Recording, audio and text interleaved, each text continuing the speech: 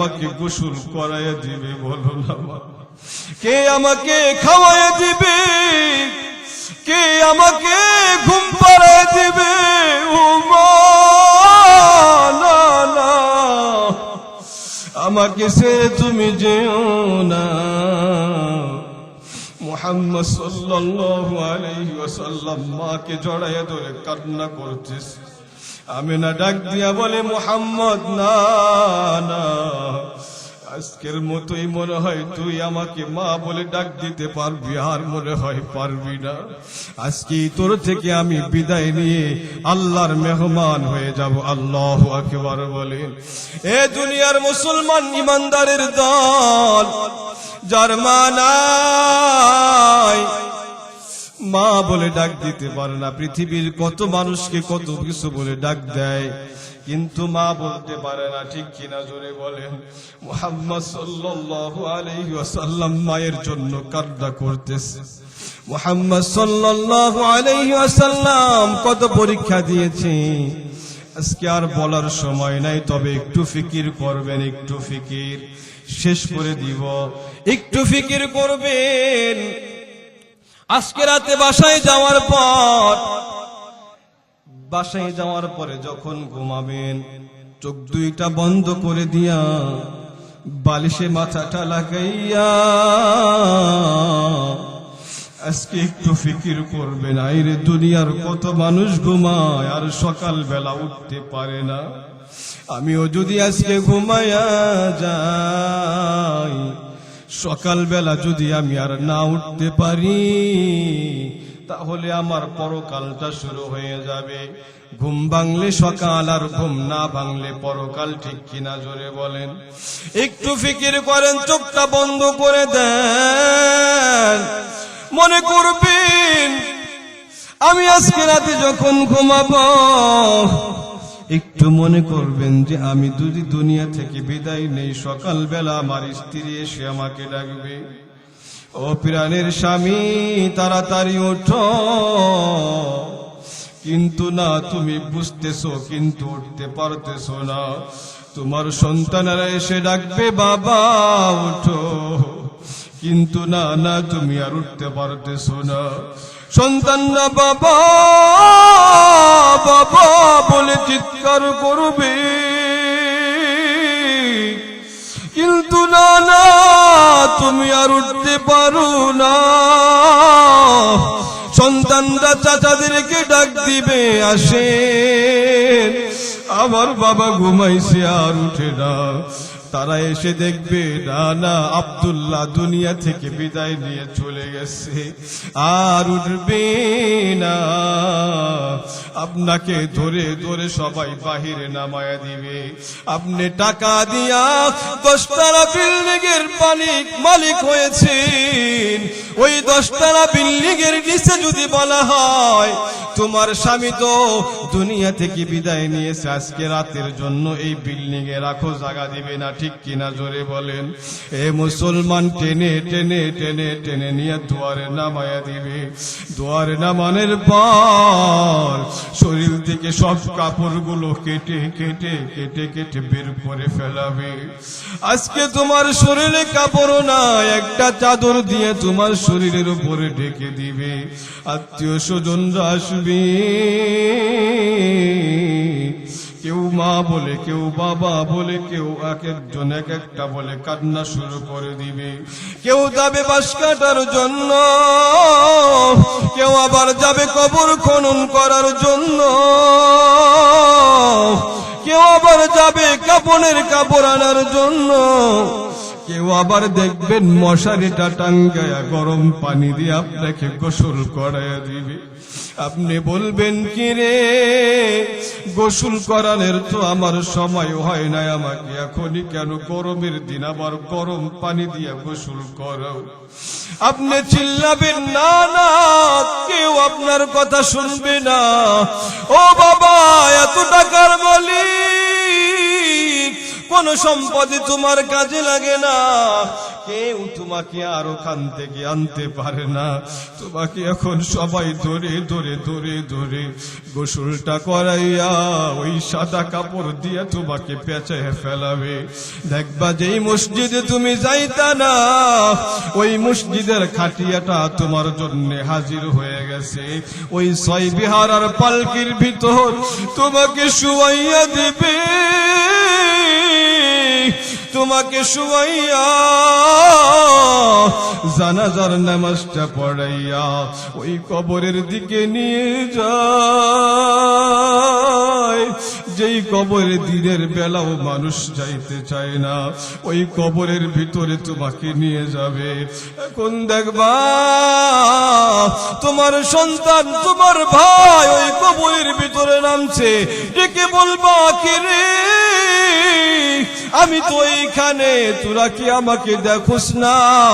আমাকে তোরা টেনে টেনে কই নামায়া দেশ বল, আমাকে ওইখানে নামাসলে আমি মাটির ঘরে থাকতে পারবো না, আমি এসি সারা ঘুমাইতে পারি না, জাজিম সারা ঘুমাইতে পারি না, লেপ দশক সারা ঘুমাইতে পারি না। আপনি চিল্লাবেন, কানবেন, কিন্তু না আপনার সন্তান আর আপনার ভাই আপনাকে কবরে নামাইয়া দিবে। আপনি মনে করবেন কেউ আমার সাথে না গেলেও আমার সন্তান আর আমার ভাই মনে হয় কবরে আমার সাথে থাকবে। দেখবেন সন্তানটা আপনার ওই লাশটার গিরাগুলা খুলে দিয়া ওই সন্তানটাও লাফ দিয়া কবর থেকে উঠে যাবে। ঠিক কিনা জোরে বলে? আপনার ভাই উঠে যাবে, মনের পর মন মাটি দিয়া পাড়াইয়া পাড়াইয়া আপনার থেকে সবাই আস্তে আস্তে সবাই বিদায় নিয়ে যার যার মতো বাড়িতে চলে যাবে। আপনি যদি ওই জাহান্নামের আগুন সহ্য করার ক্ষমতা রাখেন তাহলে মিথ্যা বলতে থাকেন না নাই। তবে যদি মনে করেন দুনিয়ার আগুনে হাত দিতে পারি না, আর জাহান্নামের আগুন এই দুনিয়ার আগুন থেকেও আরো 69 গুণ বেশি তাপদাহ হবে, ওই জাহান্নামের আগুনে তুমি কেমনে জ্বলতে থাকবা চিন্তা করে দেখো রে যুবক। দেশের ভিতরে একবার রাসেল ভাইপার, এই রাসেল ভাইপারের ভয় মানুষ ধান কাটতেও যাইতে চায় না, বড় বড় জুতা নিয়ে যায় ধান খেতে, আসে না নাই জোরে বলেন?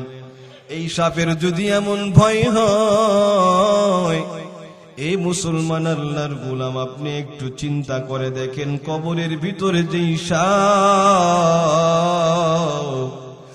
এই সাপের কেমন, এই সাপের কেমন বিষাক্ত সাপ হবে। এই সাপ যখন একটা মানুষকে একবার সবল মারবে, একবার সবল মারার সাথে 70 গজ মাটির ভিতর ঢুকে যাবে। এবার আপনি চিন্তা করে দেখেন, এই রাসেল ভাইপার বেশি বিষধর নাকি জাহান্নামের ওই কবরে বেনামাজির কবরে থাকা সাপ বেশি বিষধর? আপনি যদি মনে করেন না না ওই কবরের এত বিষধর সাপের কামড় আমি সহ্য করতে পারবো, তাহলে আপনি মিথ্যা কথা বলেন, নামাজ ছাইরা দেন, টেলিভিশন দেখেন, সুদ খান, ঘুষ খান, না নাই। তবে যদি মনে করেন না না দুনিয়ার সাপ দেখলেই বাড়ি থেকে পালাই, দুনিয়ার সাপ দেখলেই অন্ধকার রাস্তায় হাঁটি না, আর ওই জাহান্নামের আগুন, জাহান্নামের সাপের দংশন আমি কেমনে সহ্য করব? না না পারবো না। আজ থেকে অন্যায় কাজগুলা ছেড়ে দেন, পারা যাবে কি যাবে না জোরে বলেন? তাহলে as-sabru ala at-ta'a, ইবাদতের ভিতরে ধৈর্য। ইবাদত করতেছেন কম করেন, আকামাহুল্লাহু আদামাহা ওয়া ইন কাল্লা, যদি ওইটা অর্থ অল্প হয় ওইটাকে আপনি নিয়মিত করে যান, পারা যাবে তো ইনশাআল্লাহ। আপনি 2 রাকাত করে প্রতিদিন নামাজ পড়েন, নফল নামাজ আদায় করেন, এইটাকে আপনি আমির তো এই আমলটাকে আপনি চালু রাখেন, তাহলে হবে সবর আলা তাআ। আপনি প্রতিদিন কোরআন তেলাওয়াত করেন, প্রতিদিন আপনি যদি পারেন 10 লাইনও তেলাওয়াত করেন, একদিন 30 পারা পড়ার দরকার নাই, একদিন 20 পারা পড়ার প্রয়োজন নাই। আপনি যদি সম্ভব হয় প্রতিদিন 1 পারা করে, না হয় 10 পৃষ্ঠা, না হয় 5 পৃষ্ঠা 10 লাইন করে পড়েন, তবে ওইটাকে আপনি নিয়মিত করেন যে আমির তো যতদিন বেঁচে আছি ততদিন কখনো কোরআনের তেলাওয়াত আমি ছাড়ব না। পারবেন কি পারবেন না জোরে বলেন। এটাকে বলা হয় as-sabru ala at-ta'ah। 2 নম্বর as-sabru ala al-ma'siyah, গুনাহ থেকে ধৈর্য ধারণ করে বেঁচে থাকা। পারা যাবে তো ইনশাআল্লাহ। একটা গুনাহ সামনে চলে আসছে, সামনে চলে আসলে ওই গুনাহটা করতে মন চায় কিন্তু আপনি করবেন না, এটাকে বলা হয় as-sabru আলাল মাসিয়া। গুনাহের উপরে ধৈর্য ধারণ করা। পারা যাবে নি। কিফিল জালিম, এই জালেমের কাছে একজন চাচতো বোন, এলাকার গরিব মহিলা দূর দিয়ে আসতে, চাচতো ভাই বাড়িতে কোনো খাবার নাই, ও ভাই যদি খাবার দিতেন, কিছু টাকা দিতেন, সংসারটা সুন্দর করে চালাতে পারতাম। কিফিল বড় জালিম, বড় জালিম। এই কিফিল ডাক দিয়া বলতেছে, হে পাড়া প্রতিবন, শুনো শুনো, টাকা দিব তবে এমনি এমনি দিব না, এই টাকার বিনিময় আমার সাথে গুনাহের মধ্যে লিপ্ত হইতে হবে। নাউজুবিল্লাহ জোরে বলে। ভাই গুনাহে লিপ্ত হও, টাকা দিব, গুনাহে লিপ্ত হবে না, টাকা পাইবা না। নাউজুবিল্লাহ বলে। এমন আছে না নাই জোরে বলেন। ও ভাই 10,000 টাকার দরকার, কয় 10,000 টাকা দিতে পারি, মাসে মাসে 1,000 করে দিবা। আছে না নাই জোরে বলেন। এই এলাকায় নাই, আমাদের এলাকায় 10,000 টাকা না দিলে আমার মেয়েটার বিয়ে হবে না, আমার মেয়েটাকে আমি বিবাহ দিতে পারছি না, টাকা দরকার। কয় টাকা দিব, যত লাগে নাও, কোনো বাধা নাই, তবে মাসে মাসে 1000, 10,000, 1,000 করে বাড়াইয়া দিও। 20,000 নিলে 2,000 দিও, 30,000 নিলে 3,000 দিও। এমন আল্লাহর ওলি আছে না নাই জোরে বলে। এ মুসলমান আল্লাহর গোলাম, এটা আবার আল্লাহর ওলি উপায় ঠিক যে সুদ নেয়, সুদ খায়, এটা আল্লাহর ওলি। সুদ এত মারাত্মক ভয়াবহতা, সুদের যে সাক্ষী থাকেও সেও জাহান্নামী, সুদের বাড়ি যে দেখায় দিবে সেও জাহান্নামী, সুদ যে কলম দিয়া লিখবে সেও জাহান্নামী। ঠিক কিনা জোরে বলেন।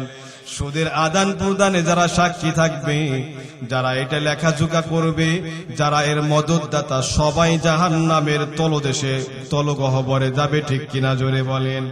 এই কাজের সাথে আপনারা কে কে থাকবেন? হাত উঁচু করেন। কেউ থাকবেন না? আলহামদুলিল্লাহ বলেন। তাহলে তো এলাকায় ওয়াজি করা লাগে না, সবাই আল্লাহর ওলি। আল্লাহু আকবার বলেন। এ মুসলমান আল্লাহর গোলাম, তাহলে আল্লাহর নবী বলেন সবরু আলাল মাসিয়া, গুনাহ থেকে ধৈর্য ধারণ করতে হবে। বাড়িতে চলে গেছেন, নামাজের পরে দোকানে গেছেন কিংবা বাড়িতে গেছেন, দোকানে যাওয়ার পর তাকায়া দেখতেছেন যে 4-5 জন বসে বসে সবাই সবার নামে গীবাত করতেছে। আছে না নাই জোরে বলেন। এখানে বসলে বড় মজা হয়, গীবাত করলে বড় ভালো লাগে, আর একজনের নামে দুর্নাম করতে বড় ভালো লাগে, বড় মজা লাগে। আপনিও ওর ভিতরে শামিল হয়ে গেছেন। আপনার মনটা চায় আপনি আর একজনের নামে গীবাত করলে আপনার ভালো লাগে। আপনি ওইখান থেকে এবার বেঁচে থাকতে হবে। ওই গুনাহটা আপনার করা যাবে না। এই গুনাহের উপরে আপনাকে ধৈর্য ধরতে হবে। না না, গুনাহ করব না, কারণ আল গীবাতু আশাদ্দু মিনাজ জিনা, গীবাত হচ্ছে জিনা থেকে মারাত্মক ভয়াবহ। না না না, এই গুনাহ আমি করব না, গীবাত করব না, পরনিন্দা করব না। টেলিভিশন সামনে চলে আসছে, মুভি চলে আসছে, এই মুভির ভিতরে ভারতীয় উলঙ্গ বেহায়া বলা নাচ, শর্ট শর্ট কাপড় পরে নাচে আসে না নাই, জোরে বলেন। এই যে আপনার চোখটা চলে গেছে, না না, ওই চোখটাকে ফিরায় রাখেন। এই ফিরায় রাখার উপরে ধৈর্য ধারণ করতে হবে, ঠিক কিনা, জোরে বলেন। এ মুসলমান, আপনার গুনাহ করতে মন চায়, আশপাশের সবাই গুনাহ করে, আপনি মনে করলেন না না আমি এই গুনাহ করব না, আমি ওইটা করব না, ওই গুনাহের সাথে আমি জড়িত থাকব না। এটা হচ্ছে সবর আলাল মাসিয়া, এই গুনাহটা করা যাবে না। ওই যে কিফিল, ওই বোনকে বলেছে গুনাহে লিপ্ত হইতে হবে। ওই বোন পারো, খাবার নাই, টাকা নাই। এই বোনটা কয় ঠিক আছে ভাই, আমি অপারগ হয়ে গেছি, আমি গুনাহে লিপ্ত হতে পারবো, ওই টাকাটা আমার বড় প্রয়োজন, টাকাটা আমাকে দাও। ওই কিফিল গুনাহ করার জন্য সব প্রস্তুতি সম্পাদন করেছে, সম্পন্ন করেছে। মেয়েটাকে সম্পূর্ণ প্রস্তুত করার পর এবার ওই মহিলাটা গুনাহের জন্য সম্পূর্ণ প্রস্তুত হয়ে গেছে। এবার কিফিল ওই গুনাহটা যখন শুরু করবে, তাকায়া দেখে ওর বোনের চোখের পানি, ডাক দিয়া বলে, ও বোন, কেন কান্না করো, কেন তোমার চোখে পানি বলো? ডাক দিয়া কয়, ভাই কিফিল, আজকে তুমি আমার শরীরে গুনাহের দাগ লাগাইয়া দিবা। আমি কোনদিন পশ্চিম কালো গুনাহ করি নাই, আমি কোনদিনও গুনাহে লিপ্ত হই নাই, আমার শরীরে কখনো গুনাহের আসর লাগে নাই। আজকে তুমি আমাকে নাপাক বানায়া দিবা, আজকে তুমি আমাকে নষ্ট করবা, আজকে তুমি আমাকে ক্ষতি করবা। ও ভাই, বলো না, আমি আল্লাহর দরবারে কেমনে দাঁড়াবো? বলো, আল্লাহর সামনে আমি কেমনে দাঁড়াবো? ওই আল্লাহর সামনে আমি জবাব দিতে পারবো না। ওই কিয়ামতের ভয়, ওই কিয়ামতের ভয়ের কারণে আমি এই চোখ দিয়া পানি ঝরাইতেছি। আমি আল্লাহর সামনে এই দেহটা নিয়ে, নাপাক দেহটা নিয়ে আমি কেমনে দাঁড়াবো? আল্লাহু আকবার বলে। সামনে আসেন, পিছনে জায়গা হচ্ছে না, আপনারা সবাই মেহেরবানি করে একটু সামনে আসেন। পিছনে অনেক ভাই দাঁড়িয়ে আছে, এই জান্নাতের বাগানে সবাই বসতে চায়। আমার যুবক ভাই যারা আছে, এরা ইসলামের জন্য পাগল, এরা শয়তানের ধোঁকায় বাহিরে যাবেন। আল্লাহু আকবার বলে। এই যে সব যুবক চলে আসলেন, দেখছেন, আল্লাহর কাছে দোয়া করে এই সমস্ত যুবকগুলো আল্লাহ তাআলা জান্নাতের জন্য কবুল করেন। আমিন বলেন। এদেরকে খালিদ বিন ওলীদের মতো বানায় দেন। আমিন বলেন। এই যুবকরা এক জিনিস ঠিক কিনা জোরে বলেন। আজকে এখান থেকে ডাকছেন, বিদায় হয়েছে, আগামীকাল ওই পাড়া থেকেও বিদায় হয়ে যাবে, ঠিক কিনা জোরে বলেন। এই জন্য যুবক ভাইদের এখানে এমন অ্যারেঞ্জমেন্ট বারবার দরকার আছে না নাই? আপনারা বসে বলেন, ওই যুবক ভাইরা সবাই বসেন, আলহামদুলিল্লাহ বলেন। এই যে এখানে যারা আছেন এই পাশে, তারাও সামনে চলে আসেন। মাশাআল্লাহ, জায়গা হচ্ছে না, পার্টি বিছাইতেছে। মাশাআল্লাহ, আলহামদুলিল্লাহ। বসে পড়েন, সবাই বসবেন। এই জান্নাতের বাগানে বেয়াদবি করা যাবে না, দাঁড়াই থাকা যাবে না, জান্নাতের বাগান থেকে সরা যাবে না। হতে পারে আজকের রাতটা তোমার শেষ রাত। কত যুবক তোমার মতো ঘুমায়া যায় আর শেষ রাতে উঠতে পারে না, ঠিক কিনা জোরে বলে। অতএব প্রস্তুতি নাও, কবরের প্রস্তুতি নেওয়ার প্রয়োজন আছে না নাই? ওই যে কিফিল গুনাহটা করবে, ওই বোন চোখের পানি ফেলাইয়া ফেলাইয়া কান্না করে, কই না ভাই, আমি আল্লাহর কাছে কি মুখ নিয়ে দাঁড়াবো বলো? এই কথা বলার পর ওই কিফিলের ভিতরে একটা ভয় আসছে। হায় রে আমার বোন, আল্লাহকে এত ভয় পায়, আল্লাহকে এত ভয় পাইয়া আমার বোন এই গুনাহটা করতে যায় তার কত কষ্ট হয়, চোখের পানি পড়ে। আমার বোনের এত মজবুত ঈমান, আমিও তো বোন যেই জন্য ভয় পায় আল্লাহর সামনে গুনাহ নিয়ে দাঁড়াতে পারবে না, আমি কি ফিল আমাকেও তো আল্লাহর সামনে দাঁড়াতে হবে। আল্লাহু আকবার বলেন। এই ভয়টা যখন কিফিলের ভিতরে আসছে, কিফিলের ভিতরে আসার সাথে সাথে কিফিল আল্লাহু আকবার বলে, বোনকে বলে, বোন যাও, আর গুনাহ করব না, তোমার সাথে আমি গুনাহে লিপ্ত হব না। শুধু আজ না, আমি আর জীবনে কোশ্চিন কালেও আমি আর এমন গুনাহ করব না যেই গুনাহের কারণে আল্লাহর আদালতে কিবরিয়ার ভিতরে আমার জবাবদিহিতার শিকার হতে হয়। আল্লাহু আকবার বলেন। কিফিল এই কথা বলার পরে, যুবক শুনো, তোমার মতো যুবক ওই কিফিল রাতের বেলায় গুনাহ করতে যাইয়া আল্লাহর একটু ভয় আসার পর ওই গুনাহটাকে যখন ছেড়ে দিছে, ওই রাতের বেলায় কিফিল দুনিয়া থেকে বিদায়। সকাল বেলা দরওয়াজার ভিতরে লেখা, এই কিফিল আল্লাহর ওলি, কিফিলের জীবনের সব গুনাহ আমার আল্লাহ মাফ করে দিছে। আল্লাহু আকবার বলেন। আল্লাহু আকবার। এই কিফিল জান্নাতি, খবরদার এই কিফিলরে কেউ গালি দিবা না, কারণ ও এমন একটা কাজ করছে, সবরু আলাল মাসিয়া, গুনাহ থেকে ধৈর্য ধারণ করে গুনাহটাকে আর করে নাই। আল্লাহ তাআলার ভয় নিয়া ওই গুনাহটাকে ছেড়ে দেওয়ার কারণে আমার আল্লাহ এই আমলটাকে এমন পছন্দ করেছে, এই জালিম কিফিলকে আল্লাহ তাআলা রাতের ভিতরে ওলি কিফিল হিসেবে কবুল করে নিছে। আল্লাহু আকবার বলেন। আল্লাহু আকবার। মুসলমান আল্লাহর গোলাম, এই কারণে গুনাহ করা যাবে না, ঠিক কিনা জোরে বলেন। এই গুনাহের উপরে ধৈর্য ধারণ করে ফিরে আসতে হবে, কারণ তুমি যেটা করতে চাও এইটা যদি ফিরে থাকতে পারো, এইটা থেকে যদি ফিরে আসতে পারো, বিরত থাকতে পারো, পরকাল প্রতিদান হিসেবে জান্নাতুল ফিরদাউস পাওয়া যাইবা।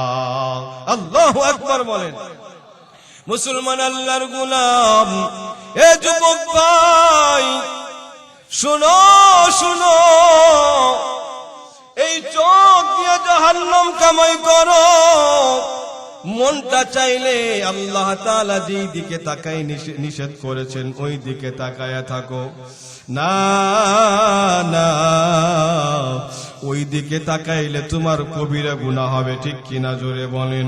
আল্লাহ রাব্বুল আলামিন বলেন, কুল লিল মুমিনিনা ইয়াগুদ্দু মিন আবসারিহিম ওয়া ইয়াহফাযু ফুরুজাহুম।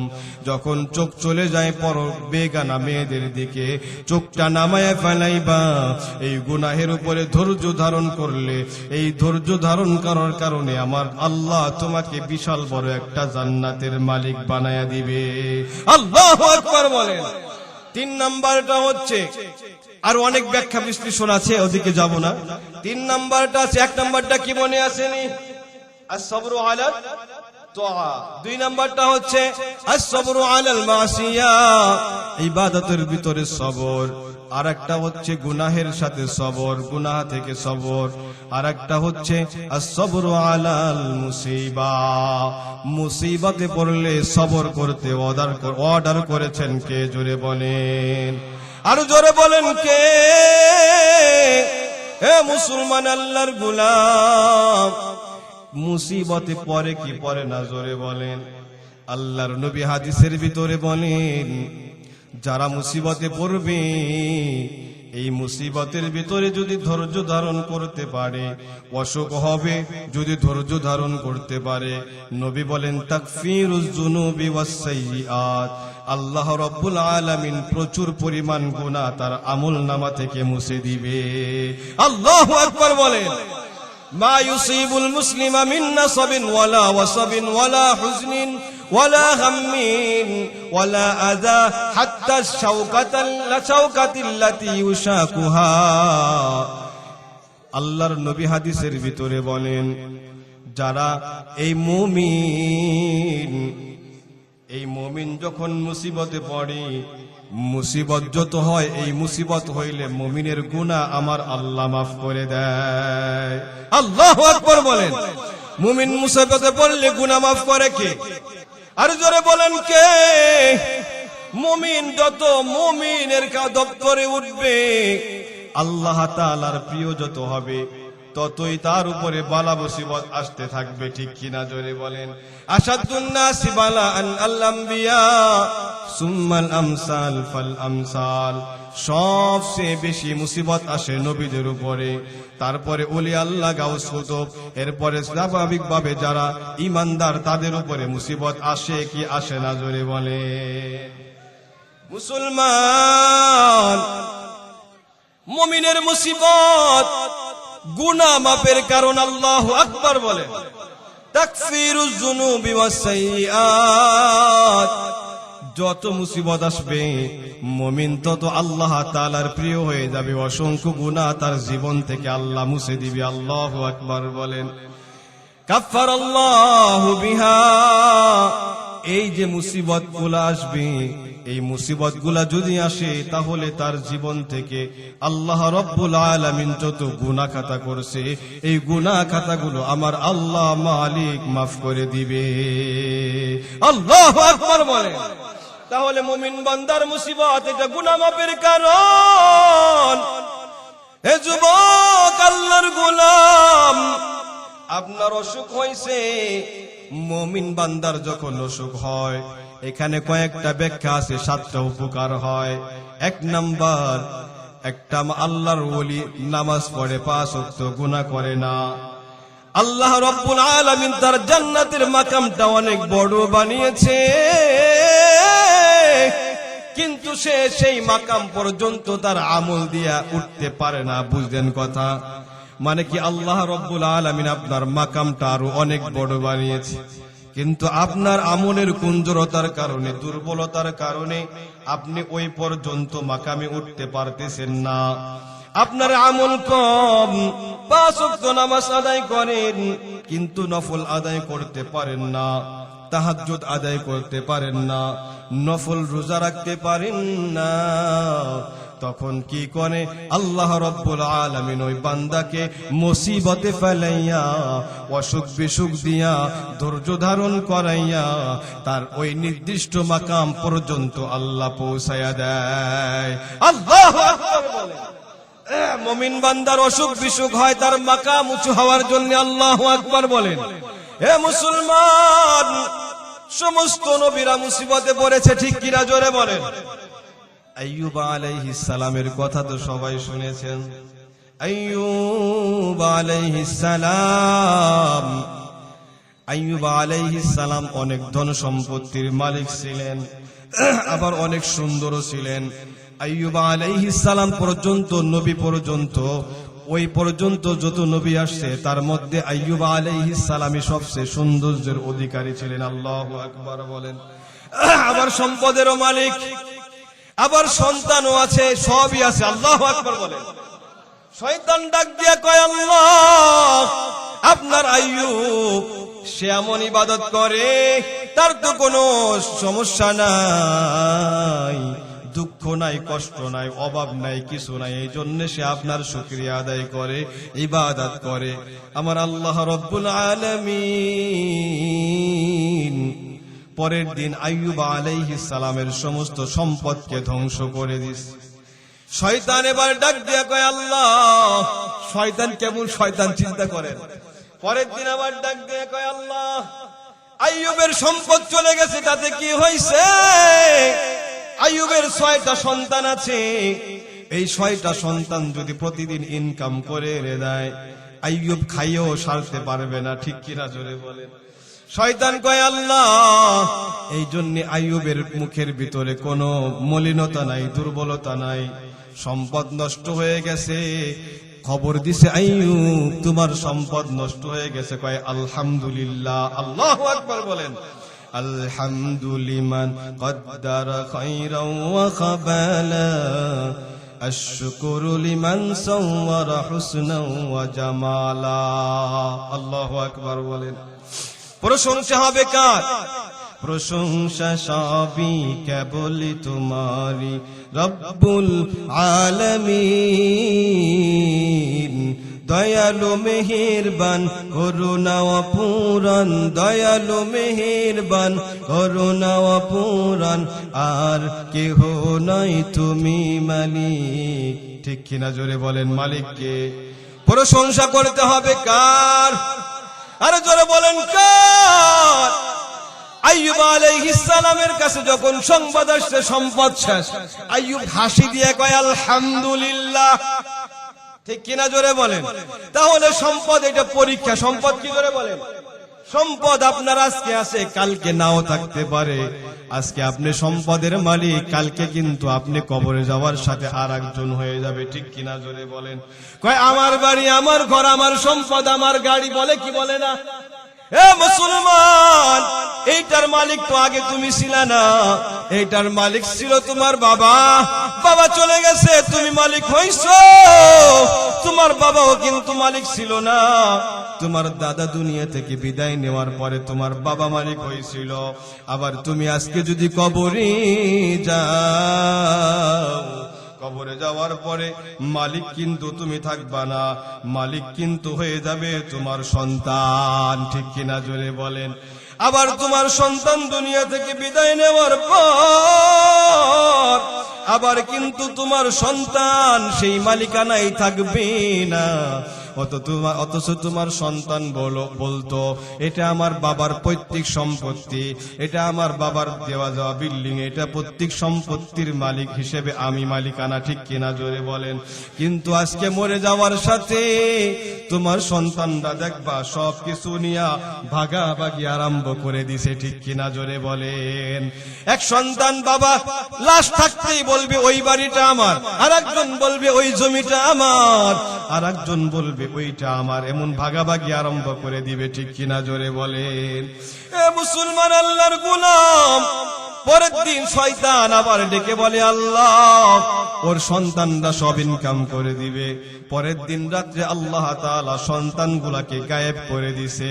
একজন এসে সংবাদ দেয়, আইয়ুব তোমার তো সন্তানাদি নাই, সব কোথায় যেন কার মতো চলে গেছে, কাউ কোনো খবর পাওয়া যায় না। আইয়ুব আলাইহিস সালাম সাথে সাথে বলে আলহামদুলিল্লাহ। আল্লাহু আকবার বলে। ওই আলহামদুলিল্লাহ, আলহামদুলিল্লাহ শুকরিয়া আদায় করতেছি। আবার এসে বলে আল্লাহর কাছে, আবার শয়তান বলে আল্লাহ আইয়ুবের 4টা বিবি আছে, এই 4টা বিবি 4 বাড়ি থেকে কাজ করে করে আইয়ুবকে খাওয়াবে। এই কারণে আইয়ুবের মনে কোনো অকৃতজ্ঞতা নাই, ওর কোনো সমস্যা নাই, ইবাদত করতেছে। পরের দিন রাতের বেলায় সংবাদ চলে 3টা স্ত্রীও চলে গেছে, কোথাও কোনো খবর নাই। সাথে সাথে আইয়ুবের কাছে যখন সংবাদ আসছে আইয়ুব তোমার স্ত্রীরা 3 জন নাই, কয় আলহামদুলিল্লাহ। আল্লাহু আকবার বলে। সব চলে গেছে, কি বলে জোরে বলেন? আলহামদুলিল্লাহ বলে। এদিকে শয়তান কেমন শয়তান, কয় আইয়ুব তার শরীরটা তো বড় ভালো, সে কাজকর্ম করে খেতে পারবে, এই জন্য আলহামদুলিল্লাহ বলে। দেখছেন শয়তান কারে কয়? কয় আইয়ুবের শরীরটা তো ভালো, তরুতাজা, সে ইনকাম করে খেতে পারবে, এই জন্য কোনো দুঃখ নাই, এই জন্য সে নির্দ্বিধায় কৃতজ্ঞতা স্বীকার করে আলহামদুলিল্লাহ বলে। পরের দিন আল্লাহ রাব্বুল আলামিন আইয়ুব আলাইহিস সালামকে এমন রোগ দিলেন, রোগ এমন ভাবে দিলেন শরীরের ভিতরে গাও হইয়া ওই গায়ের ভিতরে পোকা ধরে গেছে। এবার শুধু পোকা ধরে গেছে তা নয়, পোকা ধরতে ধরতে ধরতে ধরতে দেখবেন প্রাণী মরে গেলে অনেক সময় রাস্তার পাশ দিয়ে পড়ে থাকে, অনেকগুলা কীড়া হয়ে যায়, ওই প্রাণীটাকে দেখা যায় না, শুধু কীড়া দেখা যায়, আছে না নাই? আইয়ুব আলাইহিস সালামের উপর দিয়েও কীড়া হয়ে গেছে। এলাকার মানুষ যারা আইয়ুবের বাড়িতে কাজ করত, ওই কাজের কামলারা ডেকে বলে, রহিমা স্ত্রীরা চলে গেছে, একটা স্ত্রী যায় নাই। ওর নাম কি জোরে বলেন? রহিমা আলাইহিমাস সালাম। আইয়ুবের কাছ থেকে শেষ হরে নাই। ওই রহিবা দিন রাত আইয়ুব আলাইহিস সালামের খেদমত করতেছে। আল্লাহু আকবার বলে। বর্তমান মা বোনেরা দেখা যায় স্বামী বিপদে পড়লে আর একজনের সাথে ভাইগা যায়, আছে না নাই জোরে বলেন? কর তোর সংসার তুই কর, আমি আমার রাস্তা ধরলাম, আছে না নাই? এ আম্মা জানেরা শোনো, তোমার স্বামী যাই বাড়িতে আছে, এত দাম তোমার স্বামীর। আল্লাহ রাব্বুল আলামিন স্বামীকে এমন ভাবে এত দামি তোমার কাছে বানাইছেন। মায়ার নবী বলে, আল্লাহ রাব্বুল আলামিনের কুদরতি কদম ছাড়া যদি সেজদা দেওয়া যাইতো, তাহলে প্রত্যেক স্ত্রীকে ওয়ার্ডার করতেন, তোমার স্বামীদেরকে তোমরা সেজদা করো। আল্লাহু আকবার বলেন। এই কারণে নবী বলেছেন, স্বামী যখন দুনিয়া থেকে বিদায় নিবে, এমন সময় যদি স্ত্রী কয় না না আমি স্বামীর উপরে রাজি না, তাহলে স্বামীর জন্য জান্নাত নাই। আবার যখন স্বামী মারা যাবে, আবার যখন স্ত্রী মারা যাবে, স্বামী যদি ডেকে বলে না না আমি আমার স্ত্রীর উপরে রাজি না, তাহলে ও আম্মা জেনারা শুনো, যতই নেক আমল করতে করতে কপালে কালো বানাও, তারপরেও তোমার জন্য জান্নাত নাই। ঠিক কিনা জোরে বলেন? আইয়ুব আলাইহিস সালাম কিরা ধরে গেছে, এলাকার মানুষ বলে না না ওই জঙ্গলের ভিতরে ফেলায় দিয়াস। আইয়ুব আলাইহিস সালাম ওই জঙ্গলার ভিতরে পড়ে হাত লড়াইতে পারে না, পা লড়াইতে পারে না, শরীরটা লড়াইতে পারি না। এরপরেও আইয়ুব আলাইহিস সালাম কখনো অকৃতজ্ঞ হয় না, বারবার ডেকে বলে আলহামদুলিল্লাহ, আমি অনেক ভালো আছি, আল্লাহ রাব্বুল আলামিন আমাকে অনেক ভালো রেখেছে। আমাদের একটু অসুখ হইলেই আমরা বলি 5 ওয়াক্ত নামাজ পড়ি, দান সাদাকা করি, এত কিছু করার পরেও আল্লাহ রাব্বুল আলামিন বুঝি আমাকেই অসুস্থ দিল, আমাকেই পাইলো, আর কাউকে পায় না, বলে কি বলে না? কিন্তু আইয়ুব আলাইহিস সালাম ডেকে বলে আলহামদুলিল্লাহ, আলহামদুলিল্লাহ, আল্লাহ রাব্বুল আলামিন আমাকে অনেক ভালো রেখেছেন। এত অসুস্থ হয়ে যাওয়ার পরেও আইয়ুব আলাইহিস সালাম অবশেষে জিহ্বাটার ভিতরেও পোকাটা ধরে গেছে। আইয়ুব আলাইহিস সালাম এখন আর আল্লাহর নামটা সুন্দরভাবে নিতে পারে না। অনেক বড় লম্বা ঘটনা, আমি সংক্ষিপ্ত ভাবে বলতেছি। এখন আর সুন্দরভাবে আল্লাহর নামটা নিতে পারে না। কেমন পোকা, কেমন পোকা! রহিমা আলাইহিস সালাম একবার প্রতিদিন ওই জিহ্বাতে খাবার খাওয়ায়, চামচ দিয়ে খাওয়াইতে পারে না, কারণ গাতে সবকিছু পচে গেছে, চামচ দিয়ে খাওয়াইলে কষ্ট পায়। এই কারণে খাবারটা তরল বানাইয়া আইয়ুব আলাইহিস সালামকে জিহ্বা দিয়া তার স্বামীকে খাওয়ায় দেয়। আল্লাহু আকবার বলে। এমনি করে যখন খাওয়ায়, একদিনকে খাওয়াতে গিয়া ওই গালের ভিতরে যে পোকাগুলো আছে, ওই রহিমা আলাইহিস সালামের গালের ভিতরে 2টা পোকা ঢুকে গেছে। ঢুকে যাওয়ার পরে 2টা পোকা এমন জোরে কামড়ানো শুরু করছে। রহিমা আলাইহিস সালাম বলে, ও প্রাণের স্বামী আমার, আপনি তো নবী, আপনি মুস্তাজাবুদ দাওয়া, আল্লাহর কাছে দোয়া করেন, আল্লাহ যেন আপনাকে সুস্থতার নিয়ামত দান করে দেয়।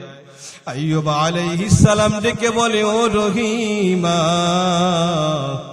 সবাই আমার কাছ থেকে চলে গেছে, অসহায়ের সময় আমার সাথে এখন আর কেউ নাই, আমার সম্পদ নাই, সন্তান নাই, বাকি 3 জন স্ত্রীও চলে গেছে, তুমি আছো, তুমি মনে হয় খেদমত করতে করতে ক্লান্ত হয়ে গেছো, এখন আর পারো না। কয় স্বামী না না, আমি বুঝতে পারছি আপনি কতটা কষ্ট করতেছেন। এই দুইটা পোকা যখন আমার গালের ভিতরে কামড় দেয়, এই কামড় যখন দেয় আমার পুরো শরীরটা কেঁপে উঠে ব্যথার কারণে। শত শত হাজার হাজার পোকা আপনাকে সব সময় কামড়াইতেছে। এরপরও একবারও আল্লাহর কাছে আপনি বলেন না, আল্লাহ আমাকে আপনি সুস্থতার নিয়ামত দান করে দেন। আইয়ুব বলে, না না ও রহিমা, তুমি চলে যাও, আফসোস নাই, কিন্তু আমি আল্লাহ তাআলার এই পরীক্ষাকে ধৈর্যের সাথে মোকাবেলা করতে চাই। আল্লাহু আকবার বলেন। যখন পোকা ধরে গেল জিহ্বা, এখন আর আল্লাহর নামটা সুন্দরভাবে নিতে পারে না। এখন ডেকে ডেকে বলে, আল্লাহ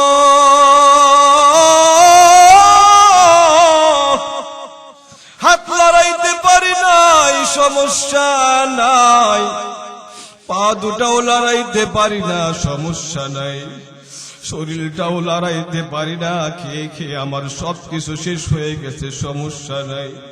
এতদিন পর্যন্ত আমি বড় তৃপ্ত ছিলাম, কারণ আমার জিহ্বার ভিতরে পোকাগুলো লাগে নাই। আল্লাহ এখন জিহ্বার ভিতরে পোকা, আল্লাহ আমি তোমার নামটা সুন্দরভাবে নিতে পারতেছি না গো মালিক।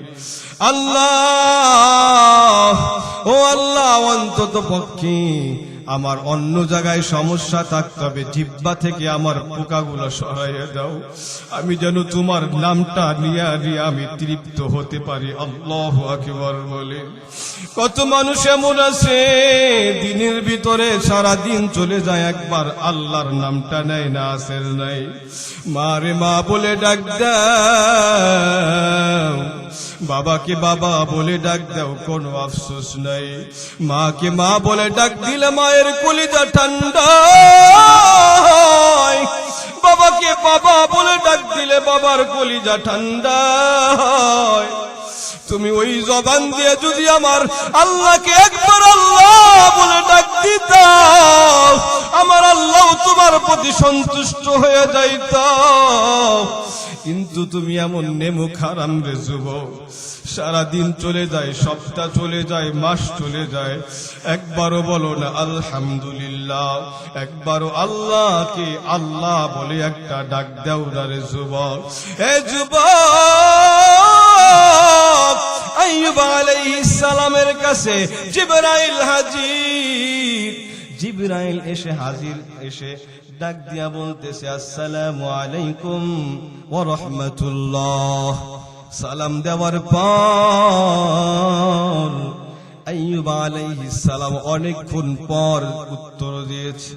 ডাক দিয়া বলে, আইয়ুব আপনি আমার সালামটা অনেকক্ষণ পরে উত্তর দিলেন, কারণটা কি? ডেকে ডেকে বলে, ও জিবরাইল, তুমি যখন আমাকে সালাম দিয়েছো, আমার গালের ভিতরে দুইটা পোকা কুটকুট কুটকুট করে আমার গোশতগুলা খাইতেছিল। আমি যদি তোমার সালামের উত্তর দিতে যাই, আমি চিন্তা করলাম এই পোকা দুটার খাবার যদি আবার নষ্ট হয়ে যায়, পোকাগুলা বড় কষ্ট পাবে। এই কারণে আমি আইয়ুব সাথে সাথে উত্তর দেই নাই। যখন খাবারটা বন্ধ হয় তখন আমি সালামের উত্তর দিছি। আল্লাহু আকবার বলে আল্লাহর কাছে চলে গেছে। আল্লাহ, আপনার আইয়ুবকে আমি সালাম দিলাম, কিছুক্ষণ পরে উত্তর দিলেও এমন ভাবে উত্তর দিয়েছে মনে হয় না সে কোনোভাবেই কোনো মতে আপনার প্রতি অসন্তুষ্ট আছে। লড়াইতে পারে না, কিন্তু আওয়াজ দ্বারা বোঝা যায় সে আপনার পরে সন্তুষ্ট, কোনো বেজার না। আমার আল্লাহ তাআলাকে ডেকে বলে, জিবরাইল ডেকে বলতেছে, আল্লাহর পরীক্ষা নাই, আইয়ুবকে আপনি পূর্ণ সুস্থতার নিয়ামত দান করেন। আল্লাহু আকবার বলেন। আল্লাহ রাব্বুল আলামিন জিবরাইলকে পাঠায়া দেয়, ও জিবরাইল যাও যাও, তাড়াতাড়ি যাও, উরকুদু বিরিজলিকা হাযা মুগতাসালুম বারিদু ওয়া শারাব।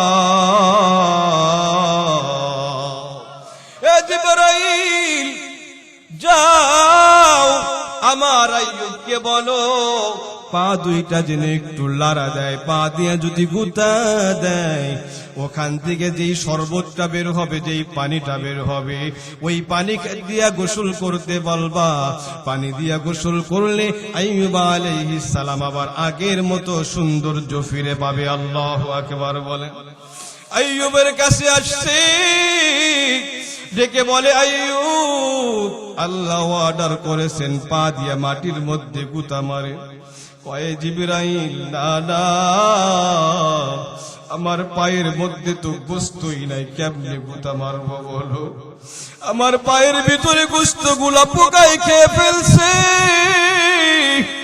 আমি এখানে কোনো ভাবেই গুতা দিতে পারতেছি না। জিবরাইল কয়, কোন রকম একটু লাড়া দেন। পায়ের গুলারে দিয়া লাড়া দিয়েছে, আল্লাহ রব্বুল আলামিন ওখান থেকে পানির নহর জারি করে দিছে। আইয়ুব আলাইহিস সালাম পানি দিয়া গোসল করছে, করতে দেরি আছে, আগের মতো টকবগে যুবক হইতে আর দেরি নাই। আল্লাহু আকবার বলেন। আসসাবরু আলাল মাসি মুসিবা। আল্লাহর নবী যে বলেছেন যে মুসিবতেও ধৈর্য ধারণ করতে হবে, আইয়ুব আলাইহিস সালাম সহ সমস্ত নবীরা এই মুসিবতের ধৈর্যের পরীক্ষা দিয়া 100 পরীক্ষায় পাশ করে আল্লাহ রব্বুল আলামিনের কাছে গ্রহণযোগ্যতা লাভ করেছে। ঠিক কিনা জোরে বলেন। সবচেয়ে বেশি পরীক্ষা দিয়েছে আমাদের পয়গম্বর ইব্রাহিম আলাইহিস সালামও 30টার বেশি পরীক্ষা দিয়েছে। ইসমাইল আলাইহিস সালামও পরীক্ষা দিয়েছে। আমাদের নবী দুনিয়ায় আসার পরে কিন্তু বাবাকে দেখতে পারে নাই। ঠিক কিনা জোরে বলেন। হঠাৎ করে একদিন কান্না করতেছে মাঠের কোনায়, ডাক দিয়া বলতেছে, ও মুহাম্মাদের খেলার সাথীরা, আমার মুহাম্মদ কই? কয় যায় দেখেন, ওইখানে মনে হয় খেলতেছে। ওইখানে দেখলাম মাঠের কোনায় কে যেন বসে বসে কান্না করতেছে। যায় দেখেন, ওটাই মনে হয় মুহাম্মদ। আমিনা খুঁজতে খুঁজতে যাওয়ার পর ওখানে দেখি আমার সন্তান মুহাম্মদ বসে বসে কান্না করে করে বুকটা বাসায় দেয়। ডাক দিয়া কয়, আমার বাচ্চা দোলে মুহাম্মদ, কেন কান্না করো বলো? মুহাম্মদ ডেকে বলে, ও মা, সব খেলার সাথীদেরকে তাদের বাবা হাতে ধরে ধরে নিয়ে যায়। বলো না বাবা কই? আমার বাবা তো একবারও এলো না, আমার বাবা একবারও আসে না, আমার বাবা কই? আমার বাবার কাছে আমাকে নিয়ে চলো। আমেনা ডাক দিয়া বলে, পুরনো ঘাটা আবার তুমি জাগায় দিলা। আমেনা দৌড়া বাবার শ্বশুর বাবার কাছে যায়। আপনার নাতি তার বাবাকে দেখতে চায়, আমি কবরটা জিয়ারত করায় নিয়ে আসি। মুহাম্মদকে নিয়ে যায়, অনুমতি নিয়া 2-4 জন মিলা যাইতেছে বাবার কবর জিয়ারত করার জন্যে। যখন গেছি, মুহাম্মদ সাল্লাল্লাহু আলাইহি ওয়াসাল্লাম বাবার কবরটা ধরে হাউ বাউ করে কান্না করতেছে। রোদ নাই, বৃষ্টি নাই, অসুস্থ নাই, সর্বহালাতে কাজ করে করে সন্তানকে উপার্জন করে খাওয়ায়। এ মুসলমান, মুহাম্মদ সাল্লাল্লাহু আলাইহি ওয়াসাল্লাম বাবার কবরটা ধরে হাউমাউ করে কান্না করে। হঠাৎ করে আমিনা ডাক দিয়া বলতেছে, ও মুহাম্মদ, আয় আয় আমার কোলে আয়, তোকে একটু আদর করে দেই। মনে হয় বাবার কবরটা জিয়ারত করতে এসে আজকে আম্মা জানকেও হারাইয়া ফেলবি। ডাক দিয়া, মুহাম্মদ আয় আয়, জনমের তরে আজকে তোরে একটু আদর কইরা দেই। মুহাম্মদ সাল্লাল্লাহু আলাইহি ওয়াসাল্লাম দৌড়াইয়া মায়ের কাছে আসছে। ও মা, বলো না ও মা, বাবাও নাই, তুমিও যদি চলে যাও কে আমাকে গোসল করাইয়া দিবে? বলো না মা, কে আমাকে খাওয়াইয়া দিবে? কে আমাকে ঘুম পাড়াইয়া দিবে? ও মা, না না, আমাকে ছেড়ে তুমি যেও না। মুহাম্মদ সাল্লাল্লাহু আলাইহি ওয়াসাল্লাম মাকে জড়ায়ে ধরে কান্না করতেছে। আমিনা ডাক দিয়া বলে, মুহাম্মদ না না, আজকের মতোই মনে হয় তুই আমাকে মা বলে ডাক দিতে পারবি, আর মনে হয় পারবি না। আজকেই তোর থেকে আমি বিদায় নিয়ে আল্লাহর মেহমান হয়ে যাব। আল্লাহু আকবার বলেন। এ দুনিয়ার মুসলমান ইমানদারের দল, যার মা নাই, মা বলে ডাক দিতে পারে না। পৃথিবীর কত মানুষকে কত কিছু বলে ডাক দেয়, কিন্তু মা বলতে পারে না, ঠিক কিনা জোরে বলেন। মুহাম্মদ সাল্লাল্লাহু আলাইহি ওয়াসাল্লাম মায়ের জন্য কান্না করতেছে। মুহাম্মদ সাল্লাল্লাহু আলাইহি ওয়াসাল্লাম কত পরীক্ষা দিয়েছে, আজকে আর বলার সময় নাই, তবে একটু ফিকির করবেন, একটু ফিকির শেষ করে দিব। একটু ফিকির করবেন। আজকে রাতে বাসায় যাওয়ার পরে যখন ঘুমাবেন, চোখ দুইটা বন্ধ করে দিয়া বালিশে মাথাটা লাগাইয়া আজকে একটু ফিকির করবেন। আইরে দুনিয়ার কত মানুষ ঘুমায় আর সকাল বেলা উঠতে পারে না। আমিও যদি আজকে ঘুমায়া যাই, সকাল বেলা যদি আমি আর না উঠতে পারি, তাহলে আমার পরকালটা শুরু হয়ে যাবে। ঘুম ভাঙলে সকাল, আর ঘুম না ভাঙলে পরকাল, ঠিক কিনা জোরে বলেন। একটু ফিকির করেন, চোখটা বন্ধ করে দেন। মনে করবেন আমি আজকে রাতে যখন ঘুমাবো, একটু মনে করবেন যে আমি যদি দুনিয়া থেকে বিদায় নেই, সকালবেলা আমার স্ত্রী এসে আমাকে ডাকবে, ও প্রাণের স্বামী তাড়াতাড়ি ওঠো। কিন্তু না, তুমি বুঝতেছো কিন্তু উঠতে পারতেছো না। তোমার সন্তানেরা এসে ডাকবে, বাবা ওঠো, কিন্তু না না, তুমি আর উঠতে পারতেছো না। সন্তানরা বাবা বাবা বলে চিৎকার করবে, কিন্তু না না, তুমি আর উঠতে পারো না। সন্তানরা চাচাদেরকে ডাক দিবে, আসেন, আমার বাবা ঘুমাইছে আর উঠে না। তারা এসে দেখবে, না না, আব্দুল্লাহ দুনিয়া থেকে বিদায় নিয়ে চলে গেছে, আর উঠবে না। আপনাকে ধরে ধরে সবাই বাহিরে নামায়া দিবে। আপনি টাকা দিয়া 10 তলা বিল্ডিং এর মালিক হয়েছেন। ওই 10 তলা বিল্ডিং এর নিচে যদি বলা হয় তোমার স্বামী তো দুনিয়া থেকে বিদায় নিয়েছে, আজকে রাতের জন্য এই বিল্ডিং এ রাখো, জায়গা দিবে না, ঠিক কিনা জোরে বলেন। এ মুসলমান টেনে টেনে টেনে টেনে নিয়ে দুয়ারে নামায়া দিবে। দুয়ারে নামানোর পর শরীর থেকে সব কাপড়গুলো কেটে কেটে কেটে কেটে বের করে ফেলাবে। আজকে তোমার শরীরে কাপড় না, একটা চাদর দিয়ে তোমার শরীরের উপরে ঢেকে দিবে। আত্মীয় স্বজনরা আসবে, কেউ মা বলে, কেউ বাবা বলে, কেউ এক একজন এক একটা বলে কান্না শুরু করে দিবে। কেউ যাবে বাঁশ কাটার জন্য, কেউ আবার যাবে কবর খনন করার জন্য, কেউ আবার যাবে কাপড়ের কাপড় আনার জন্য, কেউ আবার দেখবেন মশারিটা টাঙ্গায়া গরম পানি দিয়ে আপনাকে গোসল করাইয়া দিবে। আপনি বলবেন, কি রে, গোসল করানোর তো আমার সময় হয় না, আমাকে এখনই কেন গরমের দিন আবার গরম পানি দিয়ে গোসল করাও? আপনি চিল্লাবেন, না না, কেউ আপনার কথা শুনবে না। ও বাবা, এত টাকার মালিক, কোন সম্পদে তোমার কাজে লাগে না, কেউ তোমাকে আর ওখান থেকে আনতে পারে না। তোমাকে এখন সবাই ধরে ধরে ধরে ধরে গোসলটা করাইয়া ওই সাদা কাপড় দিয়ে তোমাকে পেঁচাইয়া ফেলাবে। দেখবা যেই মসজিদে তুমি যাইতা না, ওই মসজিদের খাটিয়াটা তোমার জন্য হাজির হয়ে গেছে। ওই 6 বিহার আর পালকির ভিতর তোমাকে শুয়াইয়া দিবে। তোমাকে শুয়াইয়া জানাজার নামাজটা পড়াইয়া ওই কবরের দিকে নিয়ে যায়। যেই কবরে দিনের বেলাও মানুষ যাইতে চায় না, ওই কবরের ভিতরে তোমাকে নিয়ে যাবে।